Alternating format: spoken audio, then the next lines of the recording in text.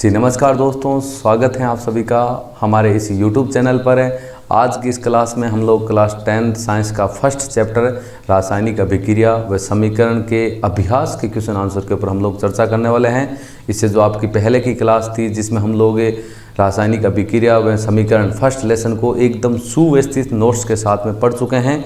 इसके बाद में आज की क्लास में अभ्यास के क्वेश्चन आंसर हम लोग चर्चा करेंगे। क्वेश्चन आंसर का क्लास बनाने का मुख्य उद्देश्य क्या है कि यदि आप जो अभ्यास के क्वेश्चन आंसर है उनको एकदम में भाई जल्दी रिवीजन करना चाहते हो, तो यदि इस क्लास को आप डबल स्पीड करके देखते हो तो मात्र 25-30 मिनट में इस क्लास को देख सकते हो। सारे क्वेश्चनों को हम लोग दोहरा सकते हैं, मतलब एकदम बढ़िया तरीके से रिवीजन के लिए आपकी ये क्लास बेस्ट रहेगी क्वेश्चन आंसर की। इसमें हम लोग बढ़िया तरीके से सारे क्वेश्चनों को जानने की कोशिश करेंगे। और मेरा तो सबसे यही कहना है कि यदि आप सीधा ये क्वेश्चन आंसर की क्लास देख रहे हो तो उससे पहले की जो क्लास है, जो कि एकदम बेहतरीन नोट्स के साथ में जो क्लास डाली गई है, उस क्लास को एकदम आप शानदार तरीके से देखिए। और उसके बाद में यदि ये क्लास देखते हो तो इसमें से आपको ऐसा कोई क्वेश्चन नहीं होगा जिसको आप लोग देखो और उसका आंसर आपको पता नहीं हो, मतलब एकदम आसानी से आप लोग कर पाओगे। तो आज की क्लास में हम लोग चर्चा करेंगे अभ्यास के क्वेश्चन आंसर, वो भी एकदम बेहतरीन तरीके से, एकदम सरल तरीके से, एकदम सरल भाषा के साथ में। आपको पता है पहले 3 आपके ऑप्शनल क्वेश्चन दे रखे हैं, जिसमें आपका पहला क्वेश्चन आपके सामने दे रखा है कि नीचे दी गई आपकी एक अभिक्रिया दी गई है, उसके संबंध में आपका कौन सा कथन असत्य है, गलत बताया, सत्य की बात नहीं की। इनमें से कौन सा कथन आपका असत्य है। समीकरण आपकी क्या दे रखी है, PbO को बोलते हैं लेड ऑक्साइड। उसकी अभिक्रिया किसके साथ करनी है, कार्बन के साथ करनी है। आगे जाके बनता है लेड और आगे आपका क्या बन रहा है, कार्बन डाइऑक्साइड बन रहा है। आप खुद देख सकते हो कि जो ये कार्बन है आगे जाके कार्बन डाइऑक्साइड में चेंज हो रहा है, और ये लेड ऑक्साइड है वो आगे जाके किस में हो रहा है, लेड में जाके चेंज हो रहा है। कहने का मतलब कार्बन के साथ ऑक्सीजन जुड़ रही है तो यहाँ पर आपका उपचयन हो रहा है, और इसमें आपकी ऑक्सीजन निकल रही है तो यहाँ पर आपका क्या हो रहा है, अपचयन हो रहा है। एक प्रकार की ये रेडॉक्स अभिक्रिया, वह रासायनिक अभिक्रिया जिसमें उपचयन और अपचयन अभिक्रिया दोनों साथ साथ होती है, उसको कौन सी अभिक्रिया बोलते हैं, रेडॉक्स। इसमें पहला आपका आ रहा है शीशा अपचयित हो रहा है। आपको बोला है कि गलत कथन को छांटना है, आपको कौन सा कथन आपका गलत है, तो यहाँ बोल रहा है शीशा अपचयित हो रहा है। ये अपचयित थोड़ी हो रहा है, आप देख लो यहाँ पर PbO लेड ऑक्साइड अपचयित हो रहा है किसमें, शीशे में, तो ये कथन आपका गलत है। और दूसरा दे रखा है कार्बन डाइऑक्साइड उपचयित हो रहा है। कार्बन डाइऑक्साइड उपचयित नहीं हो रहा है, यहाँ पर कार्बन उपचयित हो रहा है कार्बन डाइऑक्साइड में, तो ये भी कथन आपका क्या है, गलत है। इसके बाद हम बात करें कार्बन उपचयित हो रहा है, तो ये कथन आपका एकदम सही है। इसके बाद लेड ऑक्साइड अपचयित हो रहा है, तो ये आपका कथन सही। 2 कथन आपके गलत हैं। आपको सवाल में पूछा क्या है, पूछा है कि नीचे दी गई अभिक्रिया के संबंध में कौन सा कथन असत्य है, तो ऊपर वाले दोनों कथन असत्य हैं आपके, तो इसका आंसर आपका क्या होगा, A+B होगा। A+B मतलब शीशा अपचयित हो रहा है, ये भी बात गलत है क्योंकि शीशे अपचयित नहीं हो रहा है, ये अपचयित हो रहा है लेड ऑक्साइड, जो कि हम लोगों ने कथन सही कर दिया है। यहाँ बोला कार्बन डाइऑक्साइड उपचयित हो रहा है, कार्बन डाइऑक्साइड उपचयित नहीं हो रहा है, कार्बन उपचयित हो रहा है, उसको भी हम लोगों ने सही किया है। ये दोनों कथन गलत हैं, तो इसका मतलब पहले क्वेश्चन का आंसर होगा आपका A+B होगा आपका। ठीक है, पहला क्वेश्चन आपका हो गया। बात करते हैं क्वेश्चन नंबर 2 की। क्वेश्चन नंबर 2 की चर्चा करते हैं हम लोग। ध्यान से देखो, यदि आपने वो लेसन पढ़ा है, एकदम शानदार लेसन है आपका। अगला क्वेश्चन आपका क्या दे रखा है, ये थोड़ा सा कि टाइपिंग करते समय पहले इनको तो मतलब लिखा गया तो वैसे था, लेकिन ये जो नंबर हैं वो उस प्रतीक के बराबर आ गए। जो आपकी समीकरण है वो इस प्रकार है, आपके दोबारा मैं लिख के देता हूँ, Fe2O3, ये आयरन ऑक्साइड का फॉर्मूला है। उसकी अभिक्रिया हम लोग किसके साथ कर रहे हैं, एल्यूमिनियम के साथ कर रहे हैं। आगे जाके आपका बन रहा है एल्यूमिनियम ऑक्साइड Al2O3 और उसके साथ में 2Fe बन रहा है। आपको अभिक्रिया देख कर क्या लग रहा है, ये कौन सी अभिक्रिया, आपको पूछा है ऊपर दी गई संयोजन है, वियोजन है, विस्थापन है, द्विविस्थापन। संयोजन का मतलब जुड़ना, इसमें जुड़ तो नहीं रहे, 2 अणु है। उसके बाद वियोजन का मतलब टूटना, वो भी नहीं हो रहा है इसमें। विस्थापन का मतलब आपका क्या होता है, अभिकारक का एक परमाणु अभिकारक के दूसरे परमाणु को विस्थापित कर देता है, मतलब अधिक क्रियाशील धातु कम क्रियाशील धातु को क्या करती है, विस्थापित। द्विविस्थापन का मतलब दोनों तरफ विस्थापन। इसमें दोनों तरफ विस्थापन आपका हो नहीं रहा है क्योंकि विस्थापन एक साइड में हो रहा है।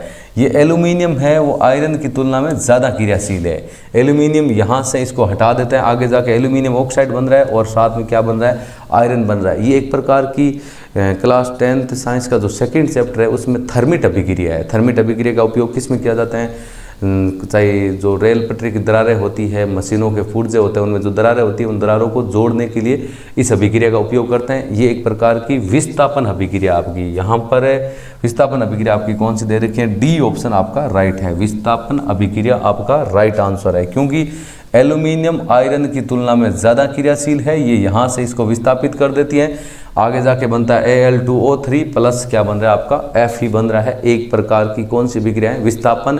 विस्थापन का मतलब क्या होता है, जिसमें अधिक क्रियाशील धातु कम क्रियाशील धातु को क्या कर देती है, विस्थापित कर देती है। क्वेश्चन नंबर 2 आपका हो चुका है। क्वेश्चन नंबर 3 की चर्चा करें, आपके सामने दे रखे हैं, देखो ध्यान से। लोहे चूर्ण पर तनु हाइड्रोक्लोरिक अम्ल डालने पर क्या होता है, सही उत्तर पर निशान लगाइए। अब लोहा चूर्ण है, लोहे का मतलब हो गया आपका Fe। लोहे का मतलब क्या हो गया, Fe। इसकी अभिक्रिया किसके साथ करनी है, तनु हाइड्रोक्लोरिक अम्ल। तनु का अम्ल होता है जिसमें अम्ल की तुलना में जल की मात्रा ज़्यादा होती है, मतलब अम्ल आपका तनु है, इसके साथ इसकी अभिक्रिया करवाएंगे तो अभिक्रिया होगी किस प्रकार। मैंने आपको बताया कि जब धातु की अभिक्रिया आप अम्ल के साथ करते हो तो लवण प्लस किसका निर्माण होता है, हाइड्रोजन गैस का निर्माण होता है। आगे जाके आपका बनेगा क्या, FeCl2 हो जाएगा, उसके साथ में आपकी हाइड्रोजन गैस निकलेगी। आप देख सकते हो ये रासायनिक समीकरण आपकी संतुलित नहीं है, तो संतुलित हम लोग कर देते हैं। यहाँ Cl2 है, H2 है, तो इसको 2 से आप लोग गुणा कर दें, ये समीकरण आपकी इस प्रकार होगी। तो इसमें आप एक चीज़ नोट कर रहे हो कि क्या बन रहा है आगे जाके, हाइड्रोजन गैस व आयरन क्लोराइड बनता है। ये इसमें आप देख सकते हो, ये आपका ए ऑप्शन आपका राइट आ रहा है। क्लोरीन वेस आयरन हाइड्रोक्साइड बनता है, नहीं बन रहा है आपका। कोई अभिक्रिया नहीं होती, अभिक्रिया आपकी होती है। आयरन लवण प्लस जल बनता है, नहीं ये नहीं बनता। धातु की अभिक्रिया जब किसी अम्ल के साथ करते हैं तो आपका लवण प्लस हाइड्रोजन गैस का निर्माण होता है, और वही हमने ऑप्शन नंबर ए में लिख दिया। तो क्वेश्चन नंबर 3 का ऑप्शन नंबर 1 सही होगा। और इसके लिए यदि हम समीकरण की बात करें, समीकरण आपकी ये होगी। आपको समीकरण के लिए पूछा नहीं है, आपको आंसर पूछा है। आंसर आपको कब पता चलेगा, जब हम लोग अभिक्रिया करवाएंगे। ये देखो, आयरन की अभिक्रिया या लोहे चूर्ण की अभिक्रिया तनु HCl अम्ल के साथ या हाइड्रोक्लोरिक अम्ल के साथ करवाते हैं, तो आगे आयरन क्लोराइड प्लस हाइड्रोजन का निर्माण हो रहा है। ये ऑप्शन आपका राइट है। आगे जल्दी जल्दी करते हैं क्वेश्चन आंसर के ऊपर हम लोग चर्चा। क्वेश्चन नंबर 4 आ चुका है कि संतुलित रासायनिक समीकरण आपकी क्या होती हैं, और रासायनिक समीकरण को संतुलित करना क्यों जरूरी होता है। अब संतुलित रासायनिक समीकरण का मतलब होता है, आपने समीकरण के बारे में पढ़ा होगा, वो लेसन पढ़ोगे तो एकदम बढ़िया तरीके से जान जाओगे। संतुलित रासायनिक समीकरण का मतलब होता है अभिकारक और उत्पाद गणों की संख्या दोनों तरफ समान होगी, तो द्रव्यमान का मान आपका समान होगा। संतुलित रासायनिक समीकरण का मतलब ये है कि अभिकारक और उत्पाद गणों की संख्या आपकी क्या होगी, समान होगी। यहाँ पर भाषा दे रखी है। संतुलित रासायनिक समीकरण वह होती है जिसमें दोनों पक्षों मतलब अभिकारक व उत्पाद के प्रत्येक तत्व के परमाणुओं की संख्या क्या होती है, आपकी बराबर होती है। जैसे हम लोग बात कर लेते हैं भाई C+O2, आगे जाकर हम बात क्या करेंगे CO2। अब आपको पता है ये वाला अणु, ये इधर वाला अभिकारक है, ये आपका उत्पाद है। यहाँ कार्बन 1 है, यहाँ पर भी कार्बन 1 है, यहाँ ऑक्सीजन 2 है, यहाँ पर भी ऑक्सीजन 2 है। कहने मतलब दोनों पक्ष, इधर वाला पक्ष और उधर वाला पक्ष, इधर वाले पक्ष को अभिकारक बोलते हैं, इधर वाले को उत्पाद बोलते हैं। दोनों में परमाणु की संख्या बराबर होगी, उसी को हम लोग बोलते हैं संतुलित रासायनिक समीकरण। इसको संतुलित करना क्यों जरूरी है, आपका ये दे रखा है इसमें, संतुलित करने का महत्व क्या है। तो महत्व के ऊपर हम लोग चर्चा कर लेते हैं। इसमें 2 पॉइंट है। पहला पॉइंट आपके सामने दे रखा है कि द्रव्यमान संरक्षण का नियम। द्रव्यमान संरक्षण नियम के अनुसार आप जानते हो द्रव्यमान को न तो उत्पन्न किया जा सकता, न ही नष्ट किया जा सकता। इसके अनुसार क्या होता है कि आपकी भाषा दे रखी है भाई, द्रव्यमान संरक्षण नियम के अनुसार किसी भी रासायनिक अभिक्रिया में न तो द्रव्यमान का निर्माण होता, न ही विनाश। किसी रासायनिक अभिक्रिया में उत्पाद तत्वों का कुल द्रव्यमान और अभिकारक तत्वों के कुल द्रव्यमान का मान आपका हमेशा क्या होता है, बराबर होता है। ना तो द्रव्यमान को उत्पन्न कर सकते और ना ही क्या कर सकते, आपका नष्ट कर सकते। इसका बाद में क्या दे रखी है, अगली समीकरण आपकी आगे क्या दे रखा है कि अतः रासायनिक समीकरण से पहले और उसके पश्चात प्रत्येक तत्व के परमाणु की संख्या समान होती है, इसलिए कंकाली समीकरण को संतुलित करना आवश्यक होता है। कंकाली समीकरण का मतलब क्या होता है, जो आपकी असंतुलित रासायनिक समीकरण होती है। जैसे कौन सी, जैसे मैंने बता दिया H2+O2 मतलब हाइड्रोजन प्लस ऑक्सीजन आपका क्या बन गया, ये जल बन गया। इसको संतुलित करिए। आपकी अभी जो समीकरण दे रखी है वो कंकाली समीकरण है। इसको संतुलित किस प्रकार किया जाता है, यहाँ पर हाइड्रोजन 2 है, इधर भी 2 है, यहाँ ऑक्सीजन 2 है, यहाँ 1 है, तो इसको 2 से गुणा किया 2 हो गया। हाइड्रोजन यहाँ 4 हो गया, तो इसको 2 से गुणा। अब ये समीकरण आपकी संतुलित है। जब पहले थी वो आपकी कंकाली समीकरण थी। तो ये आपका रासायनिक समीकरण, संतुलित रासायनिक समीकरण का मतलब क्या होता है? संतुलित रासायनिक समीकरण का मतलब अभिकारक और उत्पाद दोनों पक्षों में द्रव्यमान का मान मान लो या जो अणुओं की संख्या है वो समान होगी तो द्रव्यमान समान होगा, वो आपकी रासायनिक समीकरण संतुलित है। जरूरी क्यों है कि द्रव्यमान संरक्षण का नियम क्या बोलता है? द्रव्यमान संरक्षण का नियम बोलता है कि किसी रासायनिक अभिक्रिया में उत्पाद का जो द्रव्यमान है, जितना उत्पाद का द्रव्यमान होगा उतना ही जितना अभिकारक का द्रव्यमान होगा उतना ही उत्पाद का द्रव्यमान होगा, क्योंकि ना तो द्रव्यमान को उत्पन्न कर सकते हैं ना ही उसको विनाश कर सकते। इसीलिए किसी रासायनिक अभिक्रिया से पहले की बात कर लो चाहे पश्चात की बात कर लो, प्रत्येक तत्व के परमाणु की संख्या आपकी समान होती है और कंकाली समीकरण को आपका संतुलित करना भी आपका जरूरी होता है। आगे बढ़िया क्वेश्चन आ रखा है, निम्न कथनों को रासायनिक समीकरण के रूप में परिवर्तित कर उन्हें संतुलित करने की कोशिश करनी है। आपके पहले से परिवर्तित कर रखा है, हमें सिर्फ संतुलित करना है। तो देखो पहला पॉइंट इसमें आपका ए आ रखा है कि नाइट्रोजन हाइड्रोजन गैस से संयोग करके अमोनिया बनाता है। हम लोगों ने इसमें पहले से अभिक्रिया डाल रखी है। अभिक्रिया में वो जो संख्या है वो मतलब उन प्रतीक के बराबर आ चुकी है। मतलब ये अभिक्रिया आपकी इस प्रकार लिखी हुई थी N2, टाइपिंग करते समय जब इसको एडिट किया गया था उस समय इसमें ऐसी हो गई आपकी N2 + H2, आगे जाके आपकी क्या बनी NH3 बनी, ऐसे बना। इसमें बोला यही है नाइट्रोजन हाइड्रोजन से संयोग करके अमोनिया बनाता है। अमोनिया का फॉर्मूला होता है आपका NH3। बोला क्या है कि इस समीकरण को आपको संतुलित करना है। संतुलित करना अपने को आता है, कैसे करेंगे भाई? मैं समीकरण को यहाँ लिख लेता हूँ अपना बड़े रूप में, N2 + H2 नाइट्रोजन + हाइड्रोजन, आगे जाके आपका क्या बन रहा है? अमोनिया बन रहा है। आप देख सकते हो यहाँ पर नाइट्रोजन 2 है, इधर नाइट्रोजन कितना है? 1 है, इधर 2 है, इधर 1 है, तो 2 करने के लिए इसको 2 से गुणा करना पड़ेगा। 2 से गुणा करते हैं, पहले हाइड्रोजन 3 थे, 2 से गुणा किए, ये 2 इसके भी गुणा में इसके भी गुणा में, तब 6 हो गए। यहाँ हाइड्रोजन 2 है तो इसको कितने से गुणा करा लेते हैं? 3 से। ये समीकरण आपकी क्या हो गई? संतुलित हो गई। पहले हम लोगों ने इसमें से लिखना है इसको भाई नाइट्रोजन हाइड्रोजन से संयोग करके अमोनिया बनाता है, और वो हम लोगों ने लिख दिया और इसको हम लोगों ने संतुलित भी आपका कर दिया। आगे चलते हैं क्वेश्चन नंबर 2 की तरफ। 2 दे रखा है, हाइड्रोजन सल्फाइड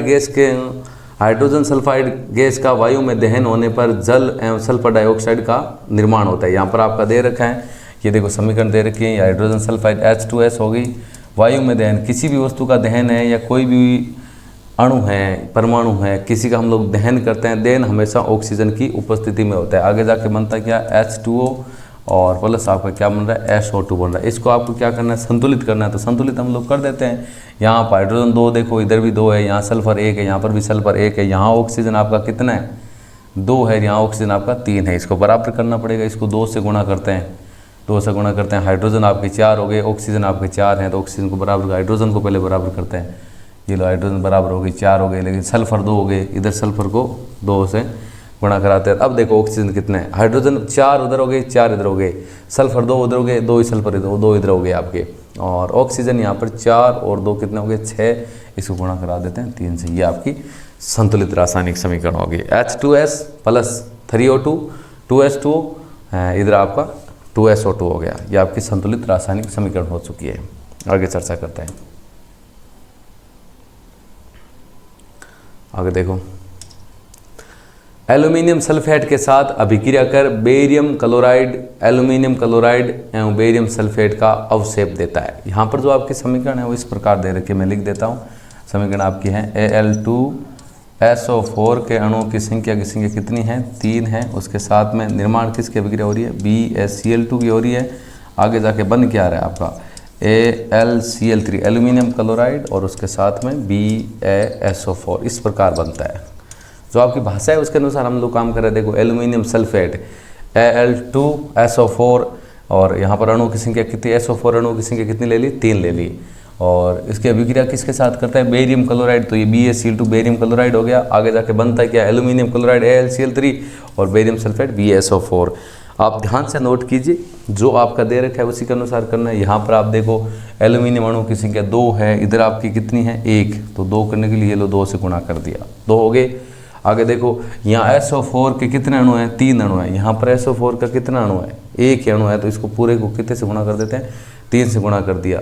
अब यहाँ पर देखो Ba भी कितना हो गया 3, यहाँ पर Ba 1 है तो इसको 3 से गुणा करा देता हूँ, 3 से गुणा करता हूँ, यहाँ पर Ba 3 हो गया। क्लोरीन अब यहाँ पर कितना हो गया 3 को 2 से गुणा किया 6, इधर 3 को 2 से गुणा किया 6। अब ये आपकी समीकरण क्या है, संतुलित है। ये समीकरण देख सकते हो, इसमें सीधा लिखा हुआ है, इसमें ध्यान रखना थोड़ा सा, ये 2 इधर नीचे आएगा। इसमें लिखने में जो टाइपिंग की एडिटिंग की उस समय आपका बराबर हो गया, जब इसको पूरा फाइनली एडिटिंग किया गया तब बराबर हो गया, इसीलिए हम लोगों ने इसको वापस चेंज नहीं किया। चलो हमने लिख दिया और इसको संतुलित भी कर दिया। पहले भाषा देख लो, एल्यूमिनियम सल्फेट की अभिक्रिया बेरियम क्लोराइड के साथ, आगे एल्यूमिनियम क्लोराइड और बेरियम सल्फेट। अब देख सकते हो सारे अणु इसमें आपके क्या हैं, बराबर है। ध्यान से देख लेना, इस प्रकार आपको इसको करना है। आगे देखो आप, अगली है पोटेशियम जल के साथ अभिक्रिया करके पोटेशियम हाइड्रोक्साइड और हाइड्रोजन गैस देती है। जैसे इसमें आपकी अभिक्रिया क्या दे रखी है, K+H2O। पोटेशियम की अभिक्रिया जल के साथ करनी है, आगे बन रहा है पोटेशियम हाइड्रोक्साइड KOH प्लस आपका क्या बन रहा है H2O, H2 बन रहा है। अब आप इसमें देख सकते हो, यहाँ पर K बराबर है, O बराबर है हाइड्रोजन, वहाँ 2 है, यहाँ पर 2 और 1 3 है। बराबर करने के लिए इधर इसको गुणा कराता हूँ, 2 से गुणा कराता हूँ। इधर गुणा कराने में कोई मतलब नहीं होगा, क्योंकि 4 1 5 हो जाएगा और उधर 5 कैसे बराबर होगा। तो हम लोगों ने 2 ये किया, 2 4 किए। अब यहाँ पर आपको देख रहा होगा K भी 2 हो गया, हाइड्रोजन भी आपका 2 हो गया, तो इस K को 2 से गुणा कर देते हैं। हाइड्रोजन आपका 2 ये 2 ये 4 हो गया, तो ये लो 2 2 4 हो गया, 2 ऑक्सीजन हो गया, 2 इधर ऑक्सीजन हो गया। अभी आपकी समीकरण क्या है, संतुलित है, एक प्रकार की संतुलित रासायनिक समीकरण है। इसको पहले किस रूप में लिखा हुआ था, ऐसे लिखी हुई थी K+H2O, आगे जाके था आपका KOH+H2। जो हम लोग ऊपर भाषा दे रखी है उसके अनुसार लिखा हुआ है। पोटेशियम धातु जल के साथ अभिक्रिया करके पोटेशियम हाइड्रोक्साइड और हाइड्रोजन गैस देती है, जो हम लोगों ने लिख दिया। क्वेश्चन नंबर 6 आ रखा है आपका, निम्न रासायनिक समीकरणों आपको संतुलित करने का काम करना है। 4 रासायनिक समीकरण संतुलित दे रखे, इनको आपको क्या करना है, संतुलित करना है। एक एक करके हम लोग इनको ले लेते हैं, आपके सामने आ रखा है। 6ठा क्वेश्चन है, रासायनिक समीकरणों को संतुलित करना है। देखो ये समीकरण है, इसको मैं लिख लेता हूँ। मैंने इसमें बोला है कि संख्या आपकी बराबर आ गई। समीकरण इस प्रकार HNO3 + CaOH2। ये नाइट्रिक अम्ल है। नाइट्रिक अम्ल की अभिक्रिया कैल्शियम हाइड्रोक्साइड के साथ करते हैं, आगे जाके बन रहा है कैल्शियम नाइट्रेट NO3। इनके अणु की संख्या 2 है और प्लस आपका क्या दे रखा है H2O दे रखे हैं। अब आप इसमें खुद देख सकते हो, यहाँ पर है हाइड्रोजन कितने हैं, 1 है 2 3 है, 3 इधर है, इधर आपके 2 है। बराबर करना है, बराबर करने के लिए NO3 देखो यहाँ पर कितने हैं। NO3 के बाद 2 कोष्टक में 2 लिख रखा है, वहाँ NO3 1 है, तो इसको गुणा करा देते हैं 2 से। 2 से गुणा करिए, NO3 2 हो गए, यहाँ पर हाइड्रोजन आपके 2 और 2 4 हो गए, कर लेंगे। ये Ca है, ये Ca 1 बराबर है, यहाँ ऑक्सीजन 2 है, हाइड्रोजन 2 और 2 4 है, तो इसको 2 से गुणा करा देते हैं। अब ये आपकी समीकरण एकदम संतुलित है, आप देख सकते हो। ये 1 Ca, इधर भी 1 Ca, यहाँ पर NO3 2 है, इधर भी NO3 2 हो गए, यहाँ पर हाइड्रोजन 2 ये हो गए, 2 2 ये 4 हो गए, यहाँ पर 2 2 4 1 2 ऑक्सीजन है, इधर भी आपके ऑक्सीजन 2 है। ये आपकी संतुलित हो चुकी है, ध्यान से देख लेना। अगली समीकरण है आपकी NaOH, सोडियम हाइड्रोक्साइड की अभिक्रिया किसके साथ कराते हैं, H2SO4। H2SO4 सल्फ्यूरिक अम्ल के साथ कराते हैं, आगे जाके बन रहा है Na2SO4 + H2O। सोडियम सल्फेट और जल बन रहा है। अब इसको संतुलित करना है। यहाँ देखो ध्यान से, Na2 है, इधर आपका Na1 है, 2 करने के लिए 2 से गुणा कर दो, बराबर हो गए Na। आगे देखो SO4 इधर 1 है, इधर SO4 1 है, वहाँ ऑक्सीजन 2 है और हाइड्रोजन 2 2 4 हैं। तो हम लोग ध्यान से देखो, यहाँ हाइड्रोजन कितने हो गए आपके 2 हैं, 4 करने के लिए 2 से गुणा करना पड़ेगा। ऑक्सीजन गिन लो, ये आपके 2 ऑक्सीजन हो गए, इधर भी आपके 2 ही ऑक्सीजन है, ये SO4 के साथ में हो गए, यहाँ पर SO4 है। अब ये समीकरण आपकी क्या है, संतुलित है, देख सकते हो इसको ध्यान से, ठीक है। अगली समीकरण आपकी NaCl + HgNO3। HgNO3, इसमें आपका आगे दे रखे हैं HgCl + NaNO3। नाम क्या है, सोडियम क्लोराइड की अभिक्रिया सिल्वर नाइट्रेट के साथ करते हैं, तो आगे सिल्वर क्लोराइड और सोडियम नाइट्रेट प्राप्त हो रहा है। उसमें Na1 है, इधर भी 1 है, Cl 1 है, इधर भी 1 है, Hg 1 है, इधर भी 1 है, NO3 1 है, इधर भी 1 है। तो कहने का मतलब ये पहले से आपकी रासायनिक समीकरण संतुलित ही है।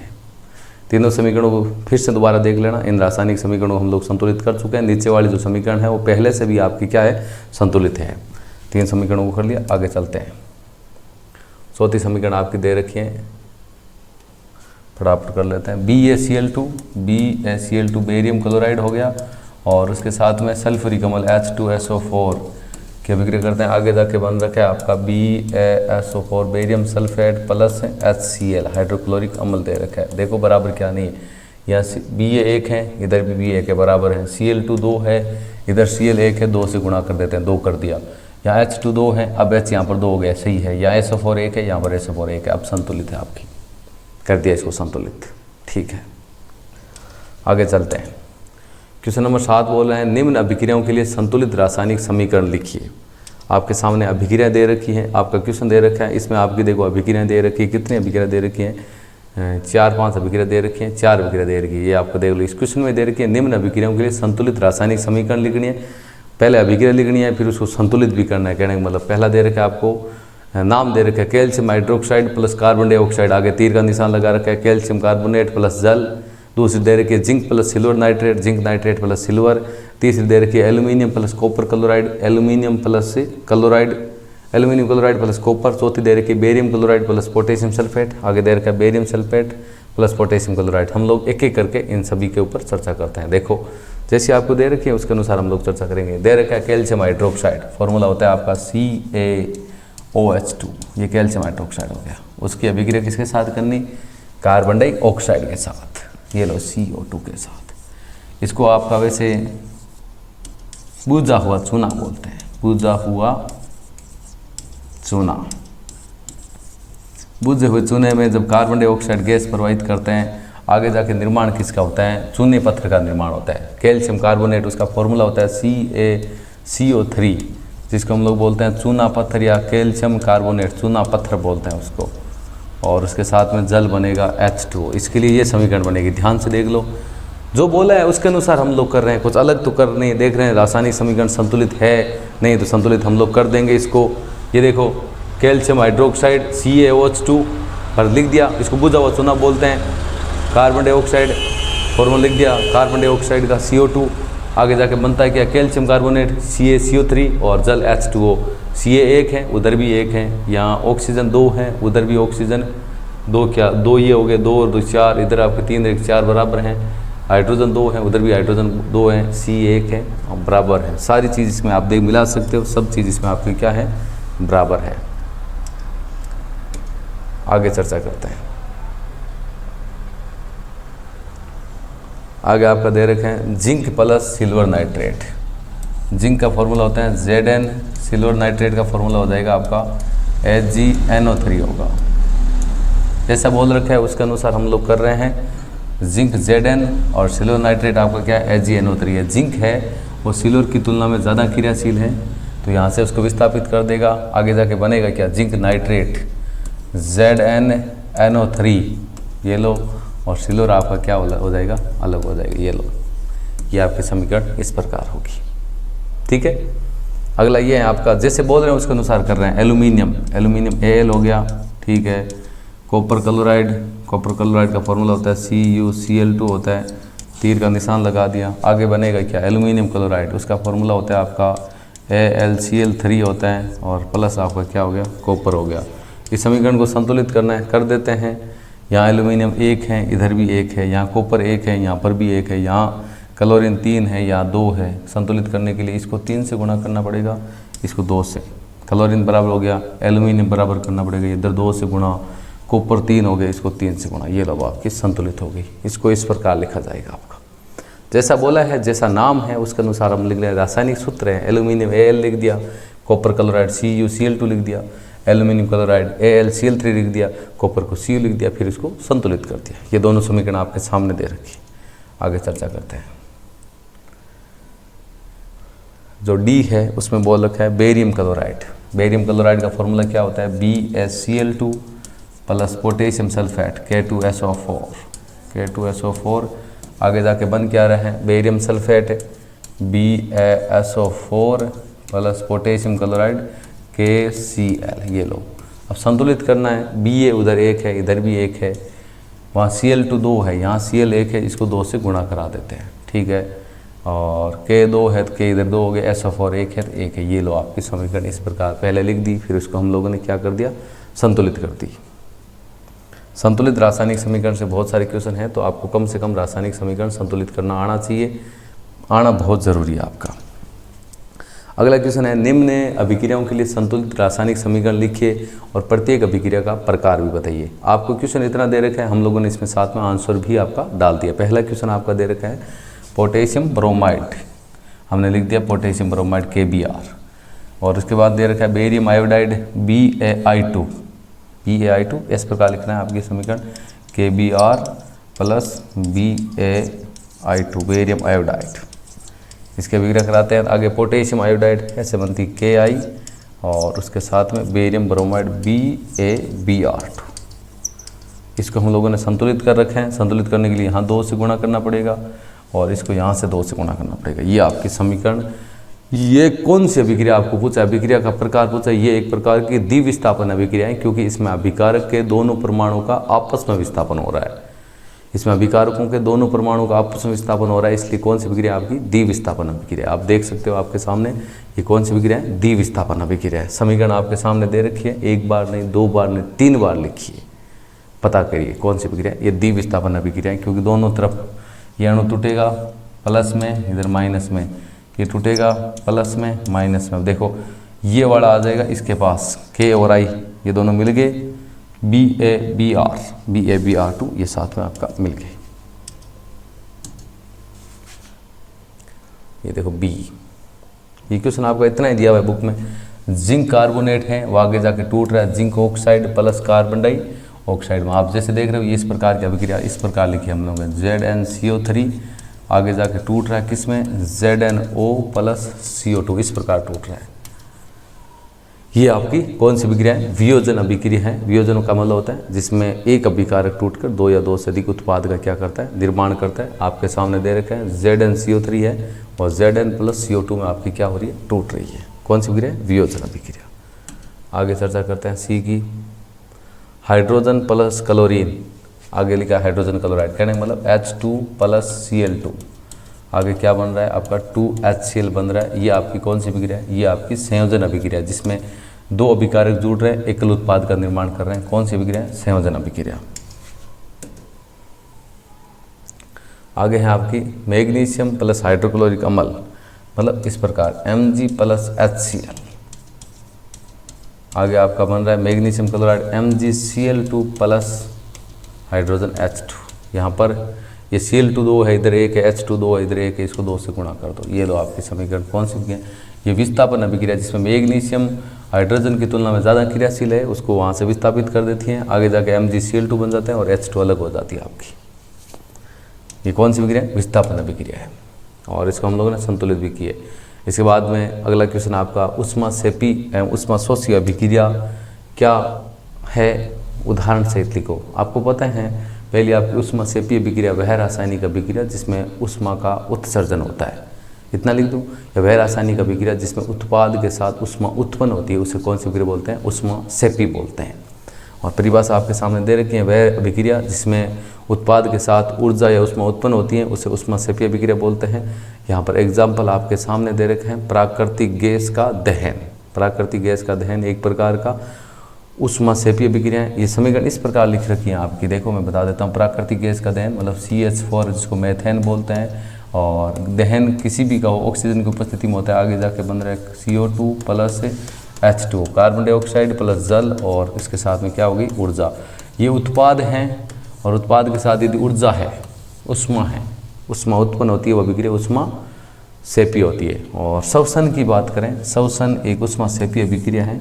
जो हमारे सांस लेने की प्रक्रिया है वो भी एक आपकी कौन सी ऊष्माक्षेपी अभिक्रिया क्यों है, आगे क्वेश्चन आएगा इसका खुद का, चर्चा कर लेंगे वहाँ। आगे दे रखा है ऊष्माशोषी, इसकी परिभाषा उसकी उल्टी हो जाएगी, क्या होगी, वह रासायनिक अभिक्रिया जिसमें ऊष्मा का अवशोषण होता है, उसे कौन सी अभिक्रिया बोलते हैं, उसे ऊष्माशोषी अभिक्रिया बोलते हैं। उदाहरण आपका दे रखा है, शर्करा का जल में विलयन बनाना। भाई शर्करा को आप जल में घोलते हो, एक विलयन तैयार करते हो, वो आपकी एक अभिक्रिया कौन सी, ऊष्माशोषी है। और भी बहुत सारी दे रखी है आपकी, HgCl है। उसमें सूर्य के प्रकाश की उपस्थिति में आप गर्म करते हुए HNO आगे जाके बनता है Hg+Cl2 में।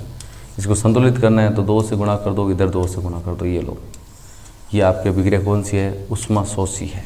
बहुत सारे उदाहरण हैं, ये वाला लिख दो CaCO3, गर्म कर रहे हैं ना, यहाँ मैंने हीट गर्म त्रिभुज का निशान लगा दिया CaO+CO2। ये सारी की सारी अभिक्रियाएं जिसमें ताप की आवश्यकता होती है, उष्मा की आवश्यकता होती है, वो सारी की सारी अभिक्रिया कौन सी, उष्माशोषी अभिक्रिया है, जिसमें उष्मा का अवशोषण होता है आपका। अगला क्वेश्चन है आपका, सौसन को उष्माक्षेपी अभिक्रिया क्यों कहते हैं, वर्णन कीजिए। जो अभी हम लोगों ने चर्चा की थी कि सौसन एक उष्माक्षेपी अभिक्रिया, उसका कारण क्या है, तो यहाँ पर आपका कारण दे रखा है एकदम बढ़िया तरीके से। हम लोग बात करें जो सभी प्राणी होती हैं, कोई भी प्राणी हो, जीवित रहने के लिए किसकी आवश्यकता होती है, उनको ऊर्जा की आवश्यकता होती है। और उन्हें भोजन, ऊर्जा कहाँ से प्राप्त होती है, सबको पता है भोजन से प्राप्त होती है। जो आपकी पाचन की क्रिया होती है शरीर में, उसमें जो पाचन की क्रिया किसमें जो खाद्य पदार्थ होते हैं वो छोटे छोटे टुकड़ों में विभक्त हो जाते हैं। और कुछ पदार्थ होते हैं जिनमें हम बात करें, चावल की बात कर लो, आलू की बात कर लो, ब्रेड की बात कर लो, उनमें आपका कार्बोहाइड्रेट होता है और जो टूट कर किस में चेंज होता है, आपका ग्लूकोज में चेंज होता है। ग्लूकोज का फॉर्मूला आपको पता ही है क्या होता है, C6H12 और O6 होता है। ग्लूकोज में आपका बदल जाता है, उसके बाद आगे चर्चा करें। और ग्लूकोज हमारे शरीर की कोशिकाओं में उपस्थित है, ऑक्सीजन के साथ मिलकर हमें ऊर्जा प्रदान करते हैं और ये ऑक्सीजन श्वसन से प्राप्त होती है। अतः श्वसन एक उष्माक्षेपी अभिक्रिया है। इतनी बड़ी भाषा लिखने की आपको ज़रूरत नहीं है, आप नॉर्मली बोल दोगे हमारा जो भोजन होता है, भोजन में कार्बोहाइड्रेट होता है, भाई कार्बोहाइड्रेट का अणु विघटित होगा, खाद्य पदार्थ हम खाने के बाद उसका पाचन होगा, तो कार्बोहाइड्रेट में ग्लूकोज की मात्रा होती है। ग्लूकोज का फॉर्मूला होता है C6H12O6, वो हमारे शरीर में ऑक्सीजन होती है, उसके साथ क्रिया करके अपने शरीर को ऊर्जा देता है। अब नॉर्मली आपको पता है जिस रासायनिक अभिक्रिया में ऊर्जा उत्पन्न होती है वो अभिक्रिया उष्माक्षेपी होती है। इसके लिए जो समीकरण होगी ना वो इस प्रकार होगी आपकी C6H12O6, ये ग्लूकोज का फॉर्मूला हो गया। किसका फॉर्मूला है, ग्लूकोज, अभी जिसकी हम लोगों ने चर्चा की थी, ये ग्लूकोज है। ये जब ऑक्सीजन के साथ अभिक्रिया करता है तो आगे जाके आपका बनता है carbon dioxide CO2 plus H2O, जल प्लस ऊर्जा। ये एक प्रकार की अभिक्रिया कौन सी, उष्माक्षेपी, बोले तो श्वसन अभिक्रिया का ये उदाहरण है। संतुलित करना चाहते हो तो इधर 6 से गुणा कर दो, इसको भी 6 से गुणा कर दो, इसको भी 6 से गुणा कर दो। अब ये समीकरण आपकी संतुलित है, समीकरण आपके संतुलित हैं। ये एक प्रकार की श्वसन अभिक्रिया का आपका उदाहरण है। इतनी भाषा लिखिए, उसकी जगह आप समीकरण लिखते हो तो भी आपका सही है। अगला आपका कि वियोजन को संयोजन अभिक्रिया के विपरीत क्यों कहा जाता है, इन अभिक्रियाओं के लिए समीकरण लिख दिए।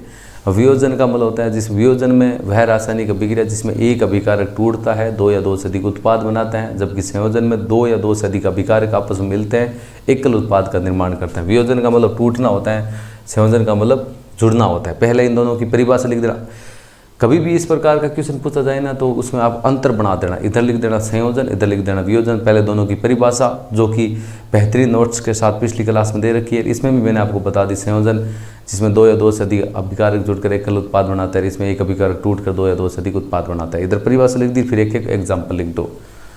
ये आपकी यहाँ पर दे रखी है। विपरीत क्यों होती है, क्योंकि इस एक में टूटता है, दूसरे में आपका जुड़ता है। उदाहरण है आपको मैं समझा भी देता हूँ। नॉर्मली उदाहरण इसका क्या होता है, संयोजनों का उदाहरण जैसे ये संयोजन का लिखते हैं, ये हो गया C+O2, इधर बन जाएगा आपका CO2। कोई भी उदाहरण ले लो, जैसे H2 + Cl2, hydrogen plus chlorine 2HCl, ये हो गया आपका। कोई भी ले लो, N2 + H2 NH3, ये सारे के सारे उदाहरण किसके हैं, ये आपके संयोजन के हैं। वियोजन की बात करें, ये लिख देते हैं ZnCO3, आगे जाके टूट रहा है ZnO + CO2। बहुत सारे एग्जाम्पल है, CaCO3 तोड़ देते हैं, आगे जाके टूट रहा है CaO + CO2। और भी बहुत हैं, HgCl 2HgCl, आगे जाके टूट रहा है Hg + Cl2 में। यहाँ HNO गर्म करने पर ये संयोजन के उदाहरण है। वियोजन के उदाहरण है। संयोजन का मतलब जुड़ना होता है, वियोजन का मतलब टूटना होता है। एक एक एग्जाम्पल बहुत होता है वैसे आपका, फिर आपकी इच्छा के अनुसार कितने एग्जाम्पल आप काम लेते हो। आपका दे रखे हैं। उन वियोजन अभिक्रियाओं के एक एक समीकरण लिखिए जिसमें ऊष्मा, प्रकाश और विद्युत के रूप में ऊर्जा प्रदान की जाती है। आपको पता होगा वियोजन या अपघटन अभिक्रिया 3 प्रकार की होती है, ऊष्मीय अपघटन, विद्युत अपघटन और प्रकाशीय अपघटन। तीनों के ऊपर हम लोग चर्चा कर लेते हैं, एक एक उदाहरण दे लेते हैं। सबसे पहले हम बात करते हैं ऊष्मीय अपघटन। ऊष्मीय अपघटन में आपका दे रखे हैं, भाषा दे रखी है कि कैल्शियम कार्बोनेट को गर्म करने पर यह अपघटित होकर कैल्शियम ऑक्साइड और कार्बन डाइऑक्साइड देता है। सबसे पहले हम ऊष्मीय अपघटन की चर्चा कर रहे हैं। तो आपको पता है कैल्शियम कार्बोनेट का फॉर्मूला क्या होता है, सीधा उदाहरण भी लिख सकते हैं, CaCO3। इसको आपको तीर के निशान के ऊपर लिखना है गर्म करने पर। ये लो हम लोगों ने इसको गर्म कर दिया। गर्म करने पर 2 अणु बनते हैं, क्या, एक कैल्शियम ऑक्साइड CaO और एक कार्बन डाइऑक्साइड। ये उदाहरण किसका है, ऊष्मीय अपघटन का, मतलब वह रासायनिक अभिक्रिया जिसमें किसी अभिकार को ऊष्मा देने पर वो 2 या 2 से उत्पाद के रूप में निर्माण करती है, वो आपकी ऊष्मीय अपघटन कहलाती हैं। ये उदाहरण ऊष्मीय अपघटन का है आपका। दूसरा यहाँ पर आ रखा है प्रकाश अपघटन। प्रकाश अपघटन मैंने आपको बताया है कि सूर्य के प्रकाश की उपस्थिति में सिल्वर क्लोराइड सिल्वर एवं क्लोरीन में विभाजित होती है। जहाँ पर जिसका नाम आ रहा है वही हम समीकरण लिखेंगे। सिल्वर क्लोराइड, अभी जो हम लोग फॉर्मूला लिखा था ऊपर HgCl, ये सिल्वर क्लोराइड है। H सूर्य के प्रकाश की उपस्थिति में इसको गर्म करना है, अणु ले लेते हैं 2। आगे जाके किस प्रकार बनेगा, 2Hg + Cl2, मतलब सिल्वर प्लस क्लोरीन। ये इस प्रकार आपका अणुओं का निर्माण करेगा। ये आपका प्रकाश अपघटन हो गया। H का मतलब सूर्य के प्रकाश की उपस्थिति में अपघटन हो रहा है, एक अभिकारक 2 या 2 से अधिक उत्पाद के रूप में टूट रहा है आपका। तीसरा विद्युत अपघटन है। जब अम्लीकरण जल का विद्युत अपघटन किया जाता है तब यह अपघटित होकर हाइड्रोजन और ऑक्सीजन गैस में टूट जाता है। कहने मतलब जल है, जल का फॉर्मूला होता है आपका H2O होता है।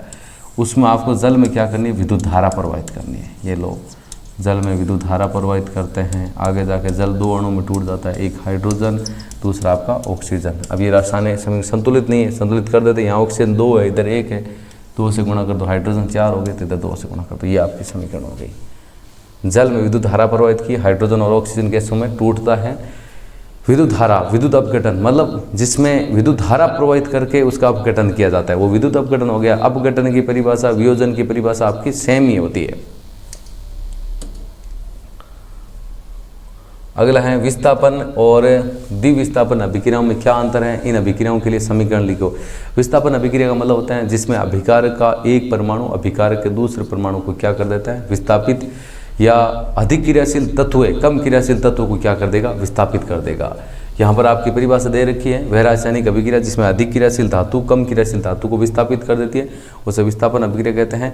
और उदाहरण के रूप में लिखना चाहो तो उदाहरण इसका हो जाएगा, एकदम नॉर्मली उदाहरण लिखा देता हूँ, Zn + CuSO4। Zn + CuSO4, ये Zn Cu की तुलना में ज़्यादा क्रियाशील है। आगे जाके बन जाएगा ZnSO4 + Cu प्लस आगे जाके आपका क्या बन जाएगा, Cu बन जाएगा। मतलब अभिकारक का एक परमाणु दूसरे परमाणु को विस्थापित कर देगा, या अधिक क्रियाशील धातु कम क्रियाशील धातु को क्या कर देगी, विस्थापित। जिंक था कॉपर सल्फेट, आगे जाके बन जाता है जिंक सल्फेट + कॉपर बन जाता है। द्विविस्थापन अभिक्रिया की परिभाषा हो जाएगी आपकी, वह रासायनिक अभिक्रिया जिसमें अभिकारक के दोनों परमाणुओं का आपस में विस्थापन होता है। वह रासायनिक अभिक्रिया जिसमें अभिकारक के दोनों परमाणुओं का आपस में विस्थापन होता है या आयनों का आदान प्रदान होता है। ये सारे सुव्यवस्थित नोट्स हैं, वो पिछली क्लास में दे रखे हैं। उम्मीद करते हैं आप पिछली क्लास पहले देखो फिर इसको समझो। द्विविस्थापन में तो आप उदाहरण आपका कौन सा भी लिख सकते हो, जैसे नॉर्मली ये लिख सकते हो HCl + NaOH, आगे जाके बन जाएगा आपका NaCl + H2O, जिसमें आयनों का आदान प्रदान होता है। ये लो समीकरण। बहुत सारे एग्जाम्पल आपकी बुक में भी दे रखे हैं। अगला क्वेश्चन आपका ध्यान से देखो, सिल्वर के शोधन में आपको सिल्वर को शुद्ध करना है। सिल्वर नाइट्रेट के विलियंस हैं, सिल्वर प्राप्त करने के लिए कॉपर धातु द्वारा विस्थापित किया जाता है। इस प्रक्रिया के लिए समीकरण दीजिए। देखो जो आपको भाषा बोली उसके अनुसार देखो, भाषा आपको बोल रहा है सिल्वर को आपको शुद्ध करना है। सिल्वर नाइट्रेट, सिल्वर नाइट्रेट की हम बात करें, ये लो सिल्वर नाइट्रेट का फॉर्मूला होगा AgNO3। इसकी अभिक्रिया किसके साथ करनी है, कॉपर के साथ। अब मैं आपको एक बात बता देता हूँ, ये कॉपर सिल्वर की तुलना में ज़्यादा क्रियाशील है। आगे जाके बनेगा क्या आपका Cu ऐसे अलग लिख देता हूँ, आगे जाके पूरा ही चेंज कर देता हूँ। देखो यहाँ पर दे रखा है सिल्वर को शुद्ध करना है, सिल्वर नाइट्रेट का फॉर्मूला हो गया आपका AgNO3। इसकी अभिक्रिया किसके साथ करनी है, सिल्वर प्राप्त करने के लिए कॉपर धातु द्वारा विस्थापित किया जाता है, तो कॉपर लिख दिया Cu। मैंने आपको बोल दिया ये कॉपर इस सिल्वर की तुलना में ज़्यादा क्रियाशील है, तो आगे जाके बनेगा क्या CuNO3। वहाँ आपका Ag की जगह कॉपर आ जाएगा और Ag आपका अलग हो जाएगा। ये एक प्रकार की विस्थापन अभिक्रिया है जिसमें अधिक क्रियाशील धातु कम क्रियाशील धातु को विस्थापित कर रही है।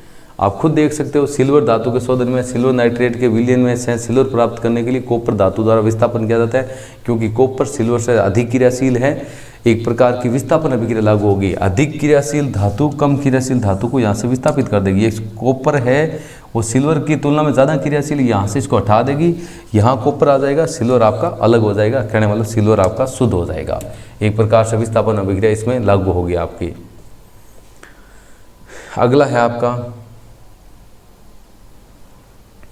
अवक्षेपण अभिक्रिया से आप क्या समझते हैं और उदाहरण देकर समझिए। अवक्षेपण अभिक्रिया किसे कहते हैं? वह रासायनिक अभिक्रिया जिसमें अविलेय पदार्थ के रूप में उत्पाद के रूप में अविलेय पदार्थ का निर्माण होता है या अवक्षेप प्राप्त होता है, उसे हम लोग कौन सी अभिक्रिया बोलते हैं? अवक्षेपण अभिक्रिया बोलते हैं।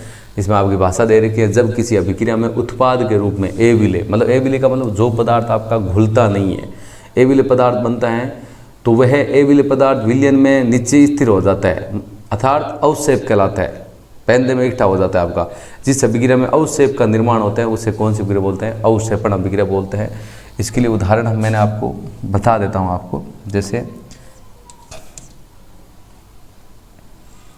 इसमें उदाहरण ले लेता हूँ आपका AgNO3 और इसके साथ में ले लेता हूँ NaCl ले लेता हूँ, ये उदाहरण लेते हैं। इसमें आपका क्या होता है, ये द्विविस्थापन अभिक्रिया टूटेगी, ये ऐसे, ये प्लस में टूटेगा, ये माइनस में टूटेगा, ये प्लस में टूटेगा, ये माइनस में टूटेगा, प्लस वाला आएगा माइनस वाले के पास में, आगे जाके बनेगा क्या AgCl और प्लस बनेगा आपका NaNO3। ये जो सिल्वर क्लोराइड दे रखा है, इसमें तीर का निशान ऐसे नीचे की तरफ ऐसे लगेगा, ये सिल्वर क्लोराइड है AgCl। AgCl सिल्वर क्लोराइड एक प्रकार का श्वेत अवक्षेप है। NaNO3 ये हो गया सोडियम नाइट्रेट। यहाँ पर जो AgCl बन रहे हैं ना, वो अविलेय पदार्थ के रूप में अवक्षेपण अभिक्रिया को प्रदर्शित कर रहा है। अवक्षेपण अभिक्रिया मतलब होता है वह रासायनिक अभिक्रिया जिसमें अविलेय पदार्थ का निर्माण होता है। अविलेय पदार्थ का मतलब ऐसा पदार्थ बनता है जो कि विलयन में नीचे स्थिर हो जाता है, मतलब अवक्षेप कहलाता है। वह रासायनिक अभिक्रिया जिसमें अवक्षेप प्राप्त होता है उसे कौन सी अभिक्रिया बोलेंगे? अवक्षेपण। ये एक अभिक्रिया, एक प्रकार की अवक्षेपण अभिक्रिया। उदाहरण ऐसे लिख सकते हो आप नॉर्मली AgNO3 प्लस NaCl, आगे जाके आपका बन रहा है AgCl silver chloride plus NaNO3 और ये आपका सिल्वर क्लोराइड का श्वेत अवक्षेप है। ये इसका मेन पॉइंट है आपका। क्वेश्चन नंबर 16 है, ऑक्सीजन के योग और ह्रास के आधार पर निम्न पदों की व्याख्या कीजिए, प्रत्येक पदों के 2 उदाहरण दीजिए। उपचयन, ऑक्सीजन का जुड़ना, हाइड्रोजन का निकलना उपचयन कहलाता है। अपचयन, हाइड्रोजन का जुड़ना, ऑक्सीजन का निकलना क्या कहलाता है? आपका अपचयन कहलाता है। तो उदाहरण देख लेते हैं नॉर्मली 2। उपचयन की दे रखी है, वह रासायनिक अभिक्रिया जिसमें किसी पदार्थ में ऑक्सीजन का योग होता हो या ऑक्सीजन की वृद्धि होती हो उसे अपचयन कहते हैं या उपचयन कहते हैं या ऑक्सीकरण कहते हैं। उदाहरण लिख देते हैं, ऑक्सीजन की वृद्धि कर देते हैं, ये लो C+O2 CO2, Cu+O2, copper plus oxygen copper oxide, संतुलित करना है 2 से गुणा कर दो, इधर 2 से गुणा कर दो। बहुत सारी उदाहरण है S+O2 SO2। ये प्रकार की एक प्रकार ये जो अभिक्रिया हैं ये सारी की सारी उपचयन है। वह रासायनिक अभिक्रिया जिसमें ऑक्सीजन की वृद्धि होती है या ऑक्सीजन का योग होता है, वो सारी की सारी अभिक्रिया कौन सी कहलाती हैं? उपचयन। उपचयन की परिभाषा क्या होती है? ऑक्सीजन का जुड़ना और हाइड्रोजन का निकलना आपका होता है। अगला आपका दे रखा है अपचयन के ऊपर। अपचयन आप देख लो, उल्टा हो जाएगा। वह रासायनिक अभिक्रिया जिसमें किसी पदार्थ में ऑक्सीजन निकलती है आपकी या ऑक्सीजन की कमी होती है, उसे आपकी कौन सी अभिक्रिया बोलते हैं? अपचयन अभिक्रिया बोलते हैं। जैसे अब उदाहरण हम बता सकते हैं, ये लो ZNO+C, आगे आपका बनता है Zn+CO। अब आप देखो इसमें से ये ऑक्सीजन थी, इसमें ऐसे चेंज हो गई, ये ZNO आगे जाके Zn में चेंज हो रहा है, तो यहाँ पर इसका आपका क्या हो रहा है? अपचयन हो रहा है। क्या हो रहा है?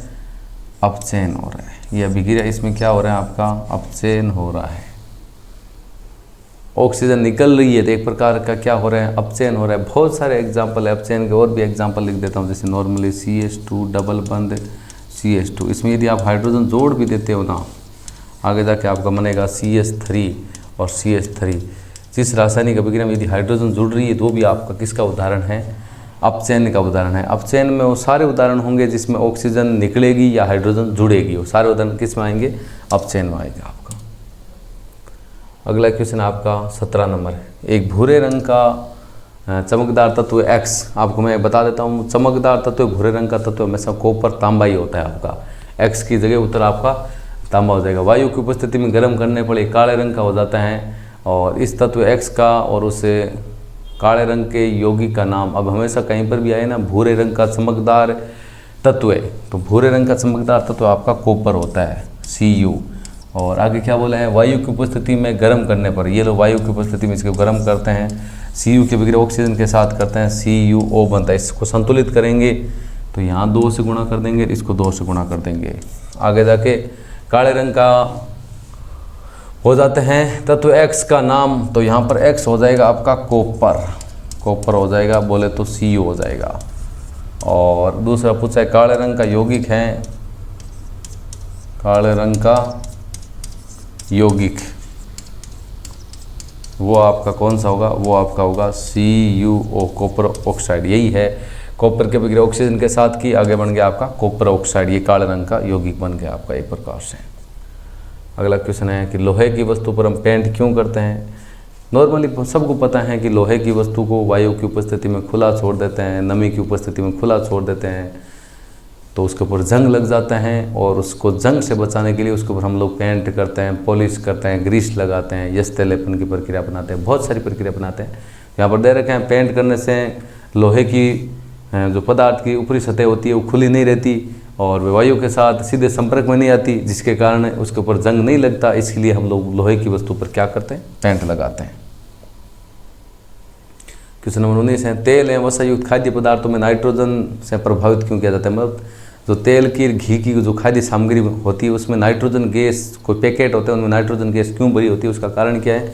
तो नॉर्मली इसमें आपको दे रखे हैं कि जो तेल और वसायुक्त खाद्य पदार्थों की हम बात करें उसमें कम सक्रिय गैस नाइट्रोजन इसलिए प्रभावित किया जाता है ताकि उनका उपचयन नहीं हो। मतलब नाइट्रोजन होती हैं वो खाद्य पदार्थों के साथ आसानी से क्रिया नहीं करती। उपचयन का मतलब होता है वो उनके साथ क्रिया नहीं करेगी। उपचयन वैसे होता है ऑक्सीजन का जुड़ना, यहाँ पर तो ऑक्सीजन का कोई संबंध ही नहीं, उपचयन नहीं हो सके। यदि अन्यथा उनका ऑक्सीजन की उपस्थिति के कारण उपचयन होने पर वे विकृत गंधी हो जाते हैं, उनके स्वाद और गंध में परिवर्तन हो जाते हैं। आप यदि वहाँ नाइट्रोजन नहीं भरोगे, यदि वो ऑक्सीजन के साथ क्रिया कर लेते हैं, क्रिया करने पर उनका उपचयन होने पर वो विकृत गंधी हो जाते हैं, उनके स्वाद और गंध में क्या हो जाता है, आपका परिवर्तन हो जाता है। इसलिए वहाँ पर नाइट्रोजन गैस पर।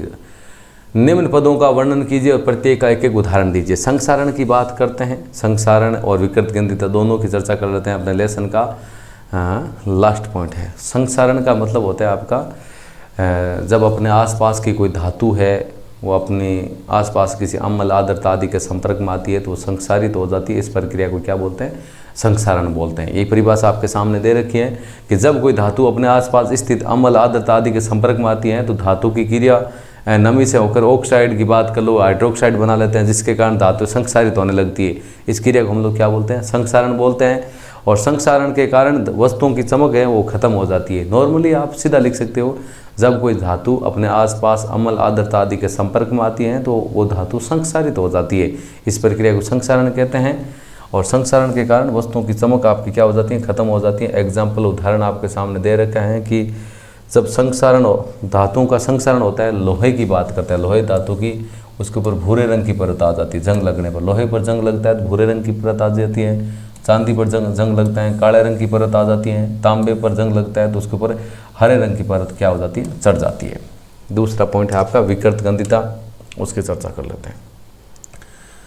विकृत गंधिता का मतलब होता है वर्षा और तेल युक्त खाद्य पदार्थों को लंबे समय तक रखने पर उनका ऑक्सीजन या उपचयन होने पर उनका स्वाद बिगड़ जाता है और उसमें गंध आने लगती है। इसको विकृत गंधिता बोलते हैं। सबको पता है कि तेल और घी से बनी जो खाद्य सामग्री होती है उनका उपचयन होने पर उनके स्वाद और गंध में परिवर्तन हो जाता है। इस घटना को आपकी विकृत गंधिता बोलते हैं। बचाने के लिए क्या तरीका है भाई, वो खराब नहीं हो उसके लिए उसमें प्रतिऑक्सीकारक या ऑक्सीडेंटल पदार्थ मिलाए जाते हैं। इसमें दे रखा है आपका वसा और तेल युक्त खाद्य पदार्थों का उपचयन रोकने के लिए उसमें प्रतिऑक्सीकारक पदार्थ मिलाए जाते हैं या उनको वायुरोधी बर्तन में आपका रखा जाता है आपका।